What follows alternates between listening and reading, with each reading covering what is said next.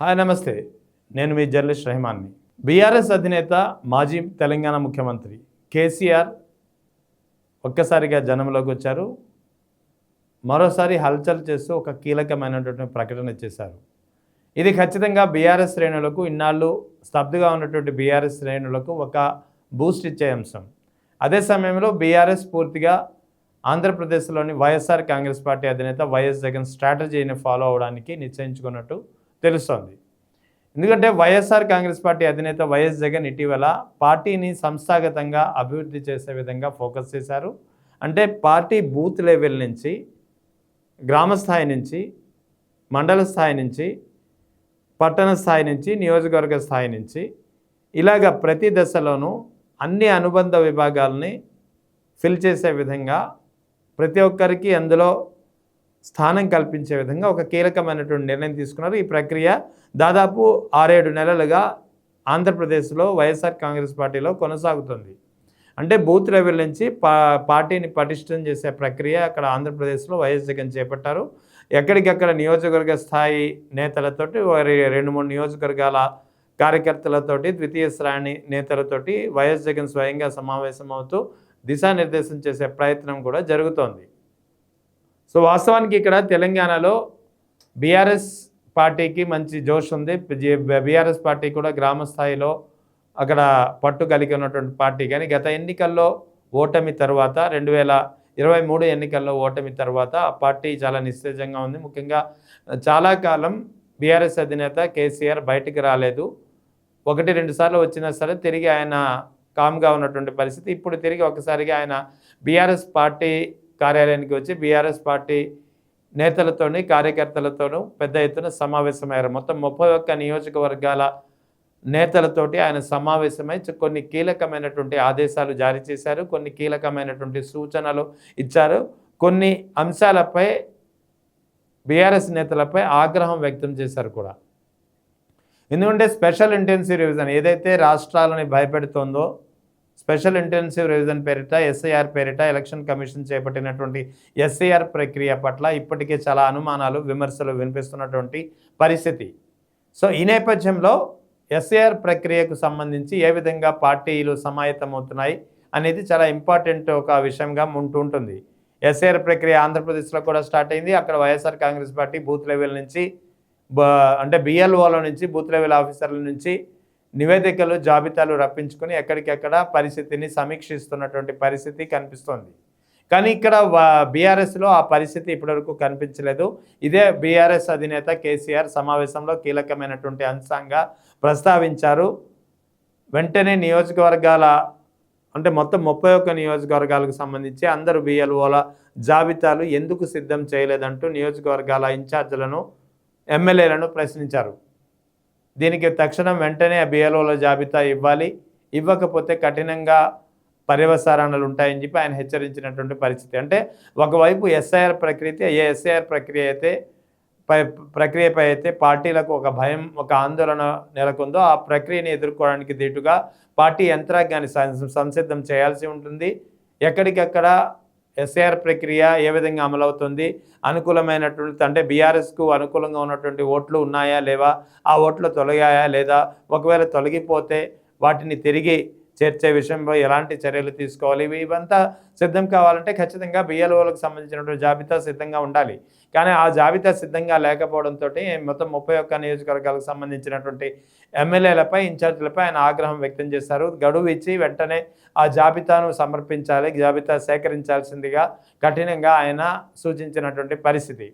So SIR ప్రక్రియ వరకు ఇలా ఉంటే ఇక బీఆర్ఎస్ను సంస్థాగతంగా బలోపేతం చేయాలని చెప్పి బీఆర్ఎస్ పార్టీ ఆల్మోస్ట్ తొలిసారిగా నిర్ణయించిందని చెప్పవచ్చు. ఎందుకంటే వాస్తవానికి బీఆర్ఎస్ అనేది ఒక ఉద్యమ పార్టీ, ఇందులో ఎలాంటి వాదనకు అవకాశం లేదు. సో బీఆర్ఎస్ పార్టీ ఆవిర్భావం తర్వాత స్టార్టింగ్లో మాత్రమే సభ్యత్వ నమోదు కార్యక్రమం జరిగింది. ఆ తర్వాత తెలంగాణ ఉద్యమం దశలో ఎవరు దీన్ని ఆ బీఆర్ఎస్పై ప్రేమతో ఎవరికి వాళ్ళు ఇంట్రెస్ట్గా పార్టీలో చేరిన పరిస్థితి తప్ప నాయకులు అంటే ఒక పార్టీ దీన్ని ఒక సభ్యత్వ నమోదు కార్యక్రమాన్ని ఒక కార్యక్రమంగా, ఒక ఎజెండాగా లక్ష్యంగా తీసుకుని చేసిన పరిస్థితి ఇప్పటి వరకు లేదు. ముఖ్యంగా బీఆర్ఎస్ 10 ఏళ్ల పాలనా కాలంలో సభ్యత్వ నమోదు కార్యక్రమం అనేది పూర్తిగా అటకెక్కింది.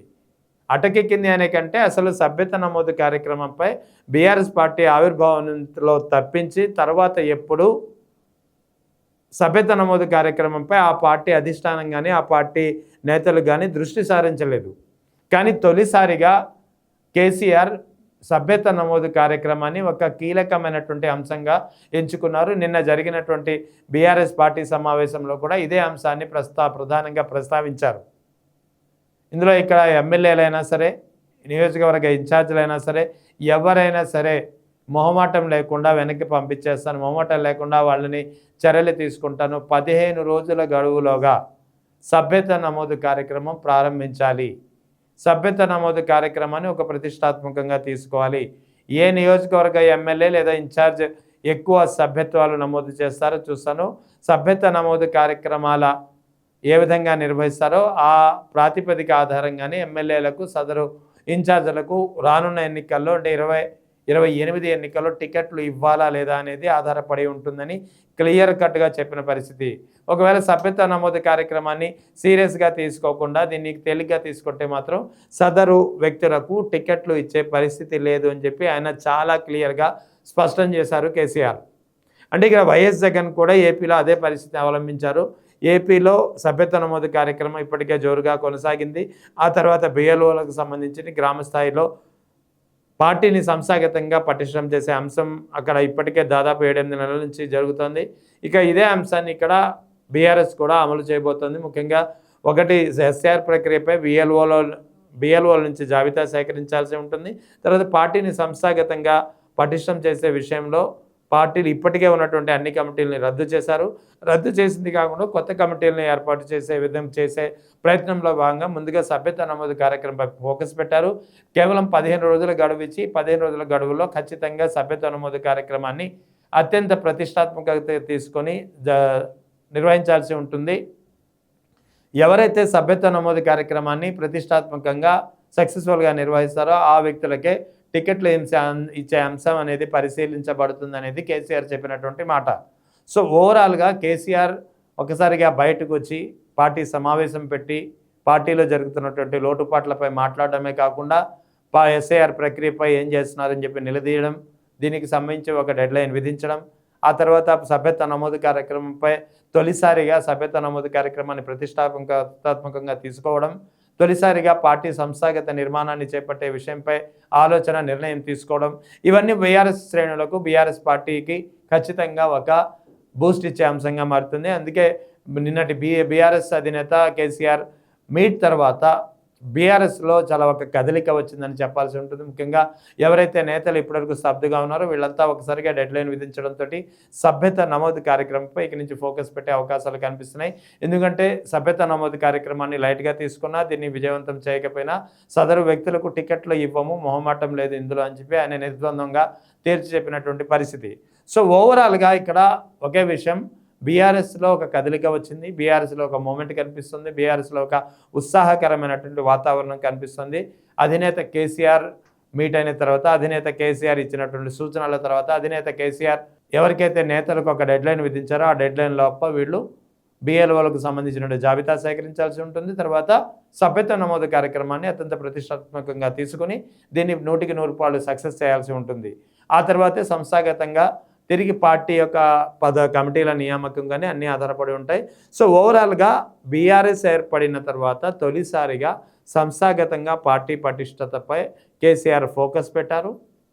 అదేవిధంగా టికెట్లు ఇచ్చే విషయంలో కూడా నాయకులకు ఒక డెడ్లైను, ఒక లక్ష్యాన్ని విధించారని చెప్పొచ్చు. అదే పరిస్థితి అక్కడ ఏపీలో వైఎస్ఆర్ కాంగ్రెస్ పార్టీ, వైఎస్ జగన్ ఏ విధంగా అయితే క్లియర్ కట్ ఆదేశాలతో క్లియర్ కట్గా ఒక దిశానిర్దేశం చేస్తూ కొన్ని కార్యాచరణలు చేపట్టారు. అదే కార్యాచరణ ఇక్కడ బీఆర్ఎస్ కూడా అమలు చేస్తుంది.